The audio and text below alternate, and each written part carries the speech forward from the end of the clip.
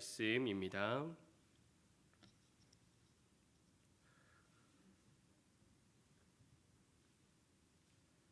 제가 봉독하도록 하겠습니다. 선지자 하박국이 묵시로 받은 경고라. 아멘. 오늘부터 해서 금요기도의 시간에 하박국에 대해서 함께 살펴보고자 합니다. 오늘은 그 첫 시간으로 하박국의 전체적인 내용을 조금 개관하는 시간을 가져보고자 합니다. 대부분의 선지서들은 하나님께 부름을 받고 또 하나님의 말씀을 선포하는 그 선지자들의 모습을 다루고 있습니다. 또 선지자들이 하나님의 말씀을 이스라엘 백성들에게 선포함을 통하여서 너희가 그 모든 악에서 돌이켜 회개하고 하나님께로 돌아오라라는 하나님의 심판의 메시지를 다루고 있습니다. 이사야서나 또 예레미야, 에스겔 같은 선지서를 보면은 하나님께서 말씀하시고 또 그 선포하는 선지자들의 모습을 우리가 쉽게 발견할 수 있습니다. 그런데 이와 달리 다른 형태를 가지고 있는 선지서들이 몇 개가 있습니다. 우리가 수요 기도회 때마다 함께 살펴보았던 요나도 마찬가지였습니다. 이 요나를 통하여서 요나 선지자가 어떤 말씀을 선포했는가가 아니라 하나님께서 그 선지자 요나를 어떻게 지도해 가시는가, 또 하나님께서 우리를 지도하신다라는 것을 함께 살펴보았습니다. 오늘부터 살펴볼 이 하박국도 조금 특별한 모습을 가지고 있습니다. 하박국은 하나님과 하박국 선지자의 대화로 이루어지고 있습니다. 조금 더 구체적으로 말하면은 대화보다는 하박국 선지자의 토로와 또 그의 응답하시는 하나님의 모습에 대해서 다루고 있습니다. 우리가 하박국 하면은 쉽게 떠오른 구절들이 있습니다. 2장 4절에 보면은 의인은 그의 믿음으로 살리라 라는 구절을 우리가 쉽게 떠올리곤 합니다. 그리고 두 번째는 3장 17절에서 19절의 말씀을 우리가 쉽게 떠오르게 되죠. 우리 한번 3장 17절에서 19절의 말씀을 한번 다 같이 읽어보도록 하겠습니다. 하박국 3장 17절에서 19절까지의 말씀입니다. 시작. 비록 무화과 나무가 무성하지 못하며 포도나무에 열매가 없으며 감람나무에 소출이 없으며 밭에 먹을 것이 없으며 우리의 양이 없으며 외양간에 소가 없을지라도 나는 여호와로 말미암아 즐거워하며 나의 구원의 하나님으로 말미암아 기뻐하리로다. 주 여호와는 나의 힘이시라. 나의 발을 사슴과 같게 하사 나를 나의 높은 곳으로 다니게 하시로다. 이 노래는 지휘하는 사람을 위하여 내 수금에 맞춘 것이니라. 아멘. 우리는 이 두 부분의 말씀을 함께 이어서 생각하기보다는 각각의 말씀으로 생각하며 받아들일 때가 많습니다. 하지만 하박국은 이것을 각각의 말씀으로 우리에게 전해주고 있는 것이 아닙니다. 우리가 앞서 읽었던 이 2장의 말씀과 3장의 말씀을 이어서 생각해야 하는 것이 바로 하박국이 말하고 있는 것입니다. 하박국에서는 이것을 이어서 어떻게 우리에게 말해주고 있느냐? 의인은 그의 믿음으로 말미암아 살리라 라고 한 것이 그의 믿음이 그의 삶에 반영되어서 오직 하나님으로 인하여서 기뻐하는 것이 바로 믿음의 삶이며 믿음으로 살아가는 그 신자 성도의 삶이다라는 것을 우리에게 말해주고 있다라는 것입니다. 하박국 선지자는 남유다 왕국의 마지막 시기에 활동한 선지자라고 할 수 있습니다. 당시 남유다는 여호야김이 섬기던 때였습니다. 여호야김이 이 왕으로서 있을 때에 어떠한 일들을 행했습니까? 하나님 보기에 선한 왕이 아니라 악한 왕이었습니다. 그는 애굽의 공물을 바치게 하여서 남유다 백성들에게 많은 세금을 걷었습니다. 그리고 많은 거둔 세금을 애굽에게 다 바친 것이 아니라 자신이 그 중간에서 또 갈취를 합니다. 또 우리야 선지자를 죽였고 또 바룩이 기록한 예레미야 선지자의 그 말씀을 또 불태우기도 하였습니다. 이 요야김뿐만 아니라 지도자들이 올바로 서 있지 못하고 늘 술에 취해 있고 음란과 또 우상 숭배에 더 앞섰다라는 것이 바로 이 남유다의 상황이었습니다.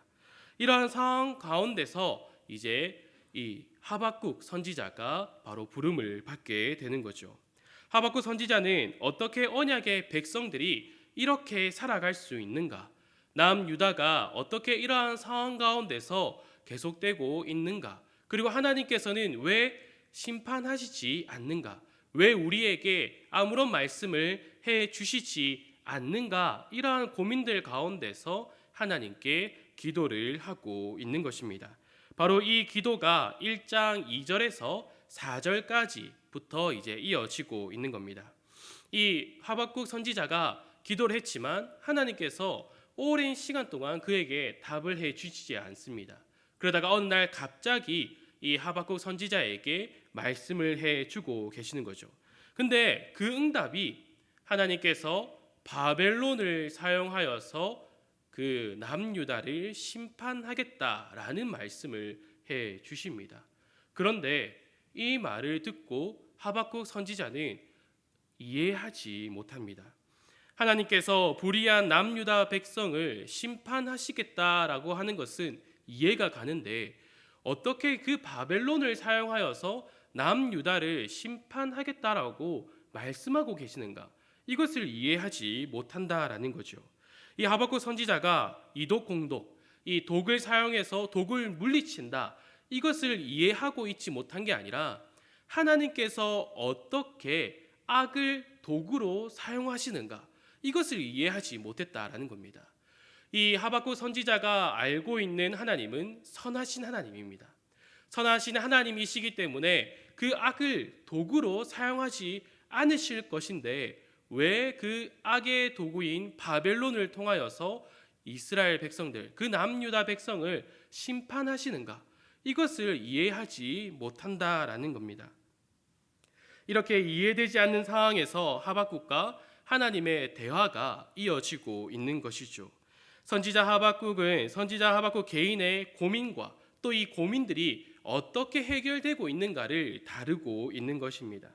우리도 신앙생활을 할 때 이 하박국 선지자와 동일한 고민들을 가질 때가 있습니다. 분명히 이것이 옳고 또 이것이 바른 길이다 생각을 하고 또 이 방법과 과정, 이러한 결과가 성도들의 삶 가운데서 나타나야 하는데 왜 성도들의 삶 가운데서는 이러한 결과와 또 방법들이 나오고 있지 않은가? 이러한 생각들을 맞이할 때가 있다라는 겁니다. 이럴 때 우리는 어떤 반응을 보입니까? 하나님께서 역시 선하십니다. 하나님께서 모든 것을 주관하시기 때문에 결국에는 선으로 인도하십니다. 이러한 고백을 우리가 하게 됩니까? 아니면은 하나님 어떻게 이렇게 할 수가 있습니까? 제가 이렇게 기도했는데 왜 하나님께서는 이러한 길로 인도하십니까? 이렇게 기도하는 사람들이 있습니다. 이러한 둘 중에서 우리는 어떠한 반응을 먼저 보이곤 합니까? 아마 대부분의 성도들이 후자의 반응을 먼저 보일 겁니다. 우리는 우리가 생각하지 못한 상황에 대해서 겁을 내고 두려워하고 또 화를 냅니다.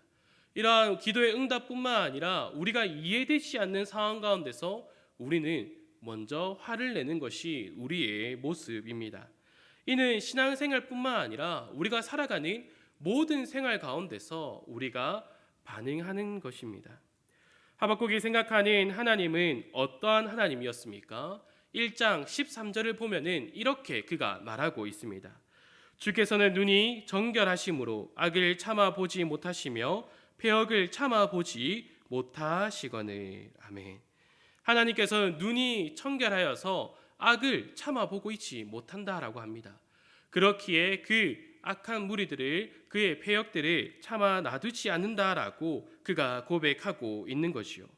이러한 하나님께서 악인을 사용하여서 악인보다 더 의로운 사람을 심판하겠다라는 그 말씀을 지금 못 받아들이겠다, 이렇게 말하고 있는 것입니다.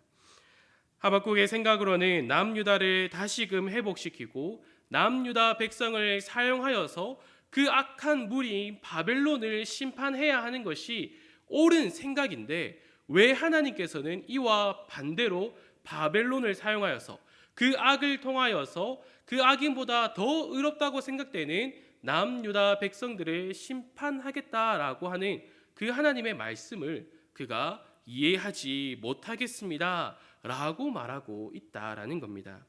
그래서 자신이 성루에 서서 자신의 의문에 대해서 이해되지 않는 그 하나님의 말씀에 대해서 하나님께서 나에게 어떻게 말씀해 주실까라고 이제 그가 성루에 서서 하나님의 말씀을 기다려 보겠습니다라고 하는 게 2장의 내용입니다.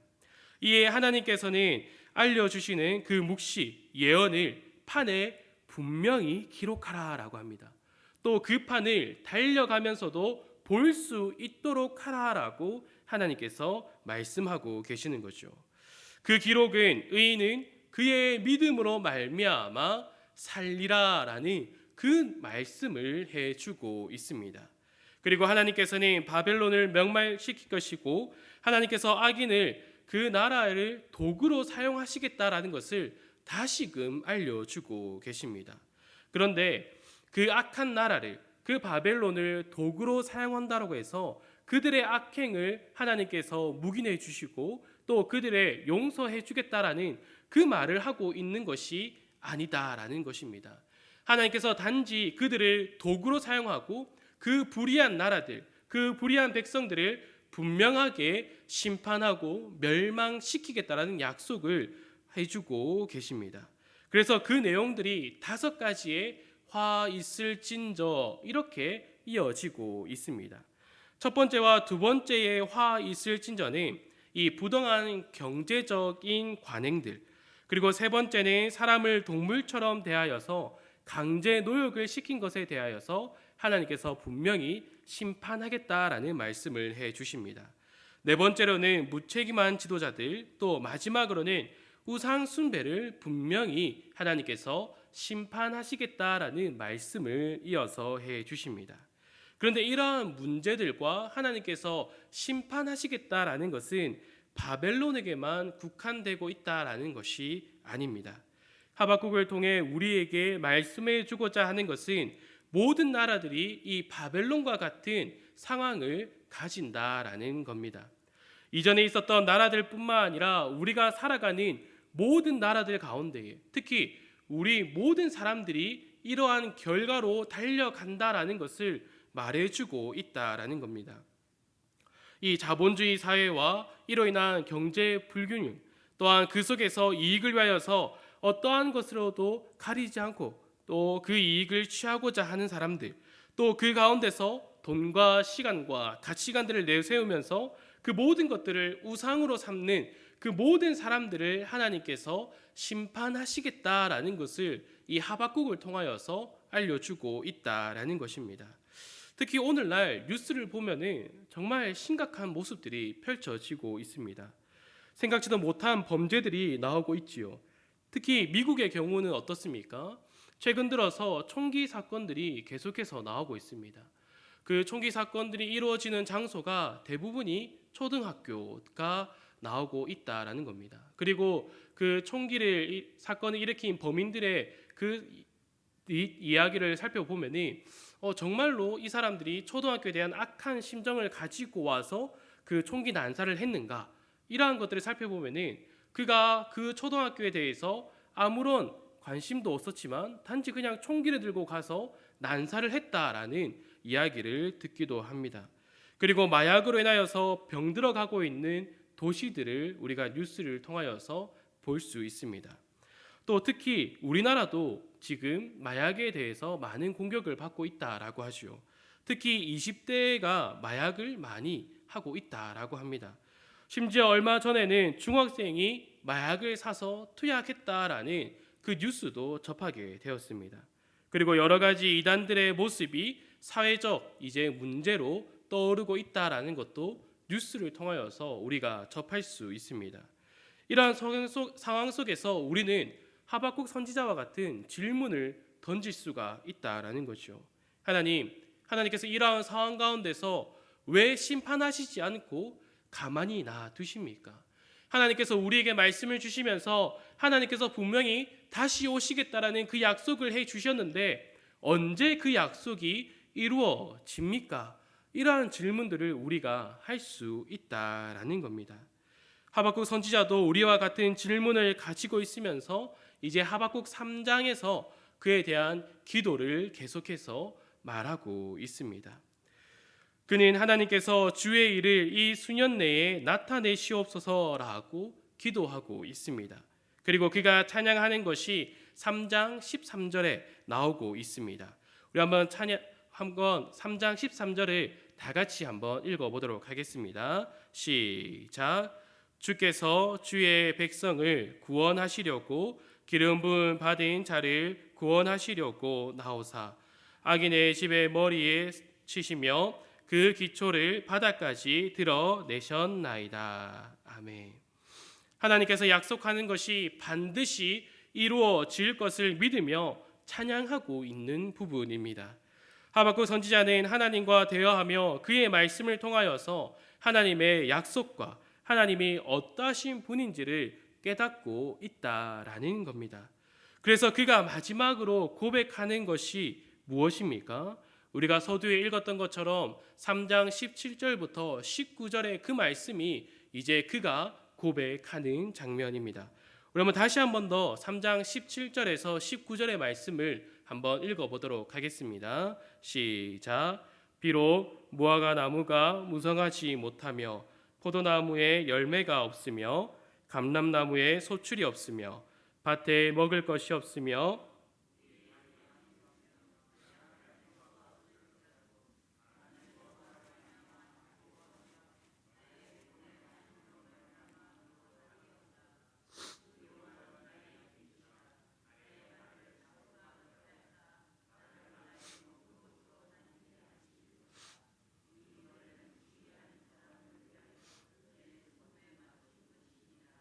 아멘. 하박국 선지자는 마지막에 그가 고백하는 모습을 통하여서 핵심은 나는 여호와로 말미암아 즐거워하며 나의 구원의 하나님으로 말미암아 기뻐하리로다. 이렇게 고백하고 있는 것입니다. 하박국 선지자는 처음에 하나님의 말씀을 들었을 때에 그는 제대로 깨닫지 못했습니다. 그가 생각하고 있는 하나님만을 생각하며 하나님께서 어떻게 이러할 수 있습니까?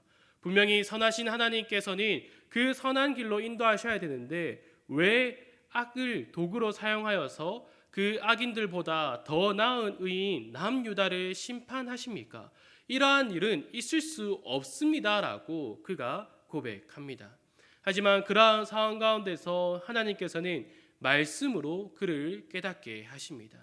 그가 생각하고 그가 바라보고 있는 아주 좁은 시각에 있었던 그 하나님이 아니라 하나님께서는 말씀을 통하여서 하나님이 어떠하신 하나님인가를 분명하게 그를 통하여 깨닫게 하십니다. 그에게 믿음만을 요구하고 계신 것이 아닙니다. 그에게 너는 이렇게 살아가라라고만 말씀하고 계신 것이 하나님이 아니시다라는 겁니다. 주안의 사랑하는 성도 여러분, 우리가 하나님께서 어떠하신 분인지를 모르고 신앙생활을 한다라면은 우리가 하나님의 말씀을 제대로 알지 못하고 신앙생활을 이어나가게 되면은 우리는 여전히 내 생각으로만 하나님을 바라보게 됩니다. 우리가 그 작은 틀에 갇혀서 하나님의 일하심에 대하여서 불만을 토로하며 우리가 살아갈 수 있다라는 겁니다. 이러한 성도는 절대로 나는 여호와로 말미암아 즐거워하며 나의 구원의 하나님으로 말미암아 기뻐하리로다. 이러한 찬양을 할 수 없다라는 겁니다. 말로는 할 수 있습니다. 멜로디에 맞춰서 우리가 찬양으로는 고백할 수 있습니다. 하지만 그 삶이 진정으로 하나님만을 의지하며 살아가는 삶이 되지 않는다라는 것입니다.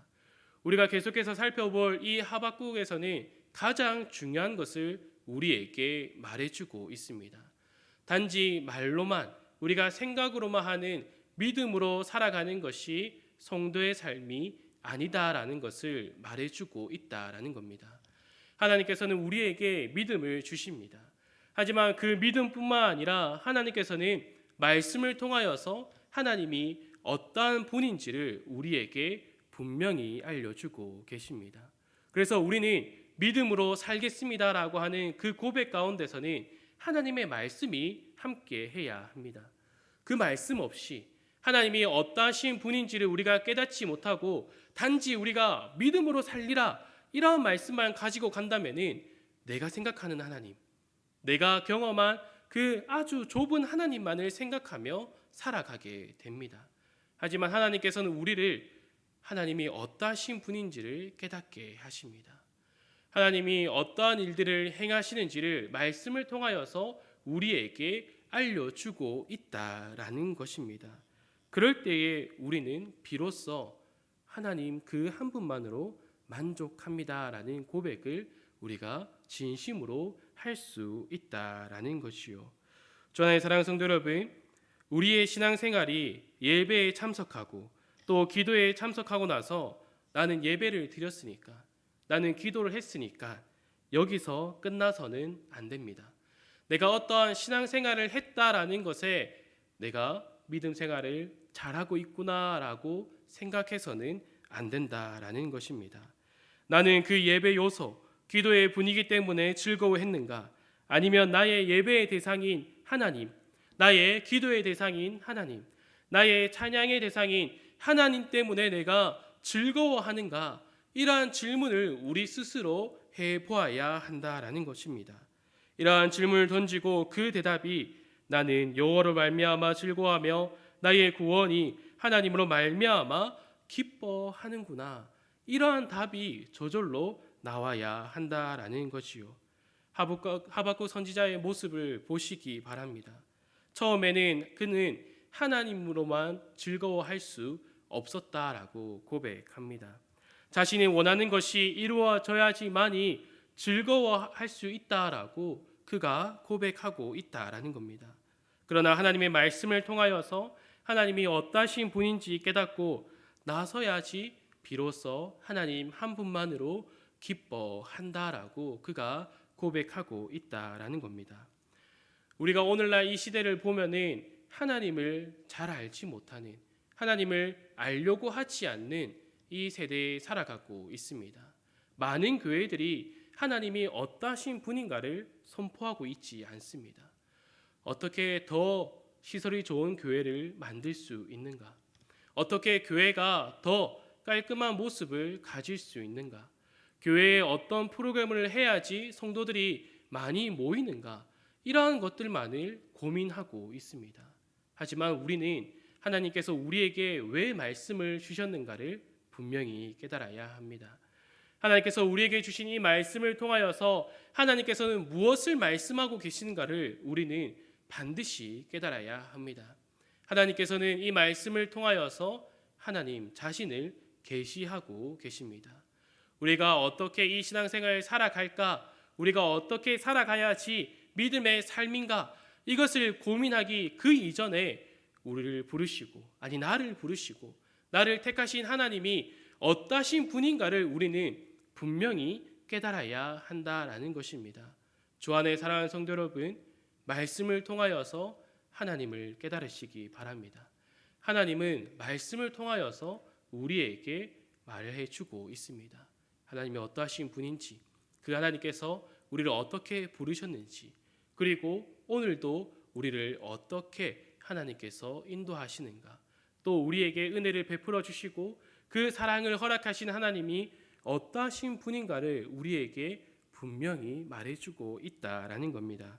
사랑하는 성도 여러분, 언제나 우리 성도분들도 늘 말씀을 통하여서 자라가시기 바랍니다.